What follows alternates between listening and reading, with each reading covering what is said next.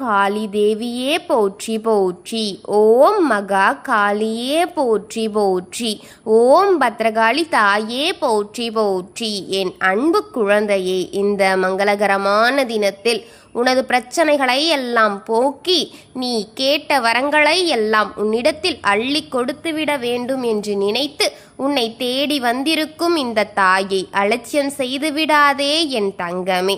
இதை முழுமையாக கேள் என் குழந்தையே, என் அன்பு குழந்தையே. நான் இப்போது உன்னிடம் கட்டாயமாக சிறிது நேரம் பேசியே தீர வேண்டும். இதை புரிந்து கொள்ள வேண்டும் தங்கமே. நீ என்னுடைய வாக்கை கேட்க வந்த என் குழந்தையே, இதை இறுதி வரை பொறுமையாக கேள்.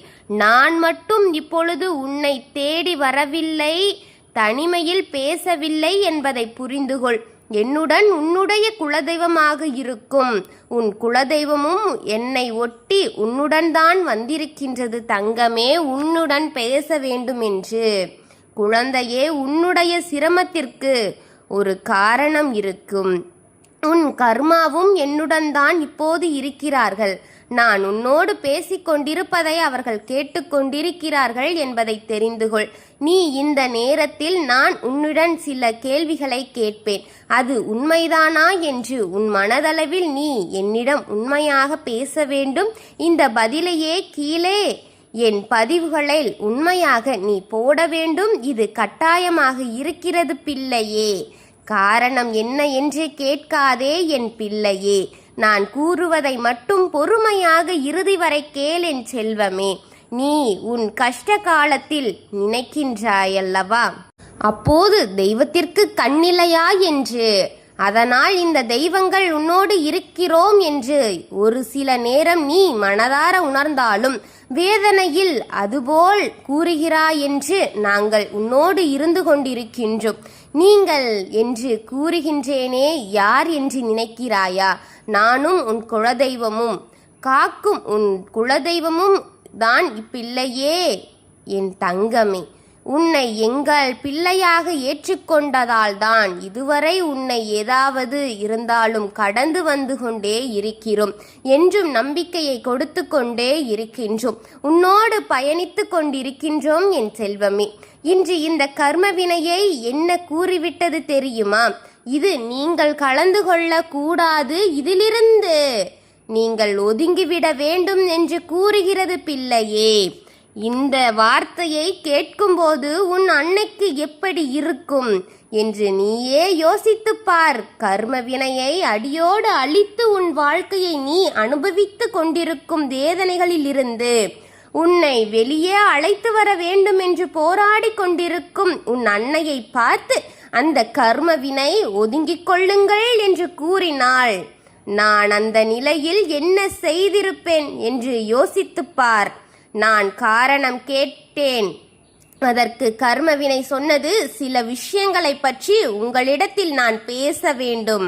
என் அன்பு பிள்ளையே, மனதார கூட யாருக்கும் தீங்கு நீ நினைக்கதில்லை. நீ வெகுளித்தனமான மனதை கொண்டிருக்கின்றாய். யார் என்ன கூறினாலும் அதை உண்மை என்று கேட்டு ஒருவருக்கு உதவி செய்து விட்டாய் அல்லவா? ஒருவருக்கொருவர் உதவி செய்து விட்டாய் அல்லவா?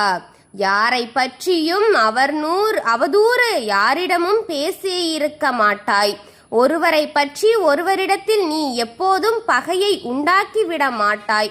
நீ தெரிந்தும் தெரியாமலும் கூட கனவில் ஒவ்வொருவருக்கும் தீமை செய்துவிட மாட்டாய் என்று குலதெய்வமாகிய நான் நினைத்து கொண்டிருக்கின்றேன். என் அன்பு பிள்ளையே, அதுபோலத்தான் நீயும் இருந்து வருகிறாய். அதனால் சில விஷயங்களை நான் உன் செவிகளில் கேட்கும்போது என் பிள்ளையிடம் கேட்டு நான் இது சரியா தவறா என்று தெரிந்து கொள்வேன் என்றுதான் நீ இப்பொழுது என்னிடத்தில் நான் கூறிக்கொண்டிருக்கின்றேன், உன்னிடத்தில் கூறிக்கொண்டிருக்கின்றேன்.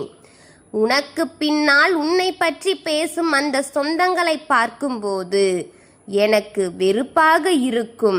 அதுபோல உன்னை சார்ந்த குடும்பத்தில் செய்யும் தவறுகளை பார்க்கும்போதும் எனக்கு கோபம் அதிகரிக்கிறது, ஆங்காரம் வருகின்றது. என் தங்கமே, ஆத்திரமாக இருக்கிறது. அவர்கள் செய்யும் பிழைகளை பார்க்கும்போது தண்டனை உடனுக்குடனே கொடுக்க வேண்டும் என்றுதான் நான் நினைப்பேன். தண்டனைகளும் சில குடும்பங்களுக்கு கொடுத்தும் இருக்கின்றேன், அதை அனுபவித்தும் இருக்கிறார்கள் அல்லவா? என் குழந்தையே, என் அன்பு பிள்ளையே, உனக்கு நெருங்கிய குடும்பம் அன்பு பிள்ளையே அடுத்தவன் குடும்பத்தை கெடுத்து தான் வாழ வேண்டும் என்று நினைக்கும் பலருக்கும் நான் இங்கு தண்டனைகள் கொடுத்து கொண்டுதான் இருக்கின்றேன். சிலரை காப்பாற்றி கொண்டிருக்கும் காரணம் அவர்கள் வெள்ளேந்தியான மனிதர்கள் என்பது தெரிந்து அவர்களோடு பயணித்து கொண்டிருக்கின்றேன் நான். என் செல்வமே, உன் வாழ்க்கையில் நீ கடந்து வந்த பாதையை திரும்பி பார்த்தாயா? நீ அனுபவித்துக் கொண்டிருக்கும் வேதனைகளில் அளவு உனக்கு புரிகிறதா? நீ விட்ட கண்ணீர்களின் அளவு உனக்கு புரிகிறதா? நீ பட்ட காயங்களின் அளவு உனக்கு புரிகிறதா? என் தங்கமே, ஏன் இது எல்லாம் நடந்து கொண்டிருக்கிறது? இதற்கு காரணம்தான் என்ன? எந்த நாள் தான் இதை அனுபவிக்கின்றேன்? என் வேதனை போல இந்த உலகத்தில் யாருக்கும் இருக்காதே. உன் வாழ்க்கையில் பிறந்த நாள் முதல் இறந்த நாள் வரை ஒரு நாள் முழுவதும் 24 மணி நேரம் கூட நான் சந்தோஷமாக சிரித்து மகிழ்வதில்லையே. ஒரு மணி நேரமாவது சிரித்தால் 10 மணி நேரம் அழுக வேண்டிய சூழல் எனக்கு உண்டாகிக் கொண்டே இருக்கிறது. இதுபோல சூழ்நிலையில்தான் நான் வாழ்ந்து கொண்டிருக்கின்றேன் என்று கவலைப்பட்டு கொண்டிருக்கின்றாயா பிள்ளையே? அடுத்தவர்கள் சிரித்து மகிழும் போது இந்த சந்தோஷம் என் வாழ்க்கையில் எனக்கு கொடுக்கவில்லையே கடவுளே, நான் என்ன செய்து விட்டேன்? பாவங்கள் ஏன் என்னை தண்டித்து கொண்டிருக்கிறது என்று தெய்வத்திடம் நீ வேண்டாத நாள் இல்லை. என்னதான் இப்படி படைத்து விட்டாய்? எனக்கு பிறக்கும் அவர்களையாவது நல்ல ஒரு வாழ்க்கையை கொடு, பாவத்தை அவர்களின் மீது திணித்து விடாதே.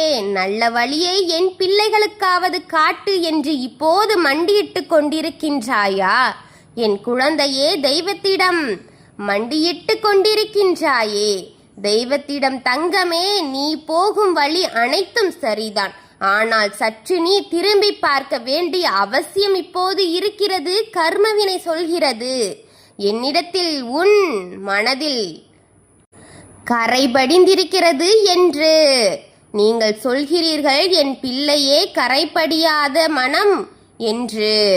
ஆனால் உங்கள் பிள்ளையின் மனம் கரைபடிந்துதான் இருக்கிறது என்று கர்மவினை என்னிடத்தில் கூறுகிறது. அந்த காலகட்டத்தில் ஒருவர் மீது நீ அன்பை வைத்து அந்த ஒருவரோடு உன் வாழ்க்கையை தொடங்க வேண்டும் என்று ஆசைப்பட்டு அந்த ஒருவருக்கு ஆசையை கொடுத்து, ஆனால் கடைசியில் சூழ்நிலை காரணமாக அந்த ஒருவரை விட்டு நீ வந்துவிட்டாய் அல்லவா என்று உன் மீது பழி ஒன்று இருக்கிறது பிள்ளையே. அது மட்டுமல்ல, உன் வாயிலிருந்து கெட்ட வார்த்தைகள் வருகின்றதாம். அதுவும் மற்றவர்களை பேசும்போது நீ அளவில்லாத கெட்ட வார்த்தைகளை பேசி திட்டி தீர்த்து கொண்டிருக்கின்றாயாம். அன்பு பிள்ளையே, கரைபடியாத பிள்ளை செய்யும் வேலையா இது? இதுபோல பல விஷயங்கள் கர்மவினை அதிகரித்து காரணமாகத்தான் இப்போது வந்திருக்கிறது என்று கர்மவினை என்னிடம் கூறுகின்றது பிள்ளையே. அந்த ஒருவர் யார்? அந்த ஒருவரின் மனதில் அன்பை விதைத்து அந்த மனம் இன்று உன்னை நினைத்து புண்பட்டு கொண்டிருக்கிறதாம் பிள்ளையே.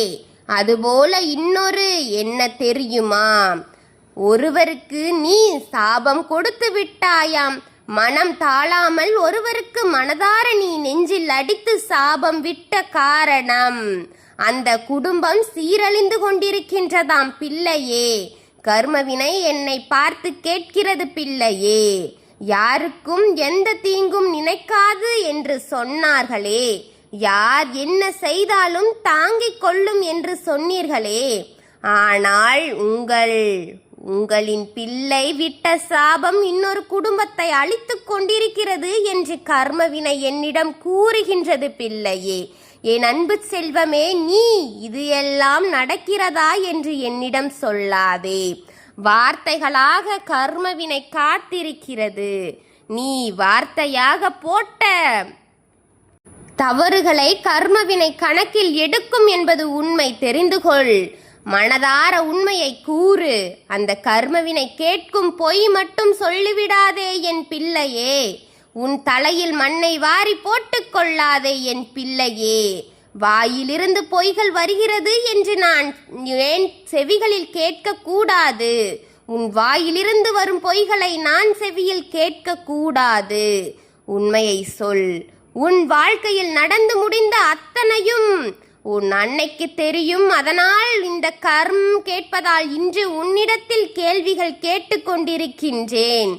நீ இதை ஆம் இல்லை என்று சொன்னால் அதற்கு தகுந்தாற்போல் நான் உன் கர்மவினையிடம் பேசி அதையும் சரி செய்து உனக்கு கொடுக்கின்றேன் பிள்ளையே.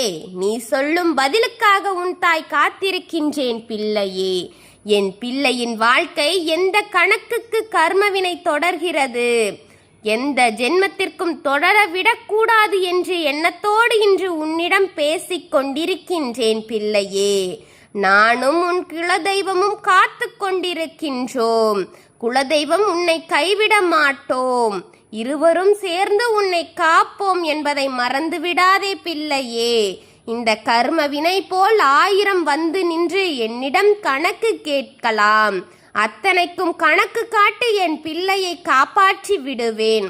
எனக்கு பின்னால் என்னுடைய நிழலில் என் பிள்ளை இருக்கிறது என்று அடித்து கூறுவேன் பிள்ளையே. இது உண்மையா? நீ கூர் தங்கமே. உனக்கு துணையாக இருப்பதை நீ உணர்ந்திருக்கிறாயா? என்னிடம் சொல். தெரிந்து கொள்கின்றேன். இந்த கமாண்டின் கீழ் சொல். நிச்சயம் சொல்ல வேண்டும் என் தங்கமே. எந்த நிலையிலும் உன்னை யாருக்காகவும் விட்டு கொடுக்காத உன் அன்னை இருக்கும் வரை நீ பயப்படாதே, கலங்காதே. நீ அறிந்தும் அறியாமலும் தெரிந்தும் தெரியாமலும் செய்தது நான் உணர்வேன் பிள்ளையே.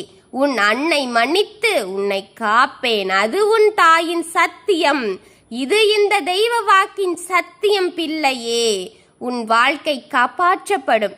எந்த நிலைமையிலும் காப்பாற்றப்படும் என்பதை மறந்து விடாதே. உனக்காகத்தான் உன் தாய் காத்திருக்கின்றேன்.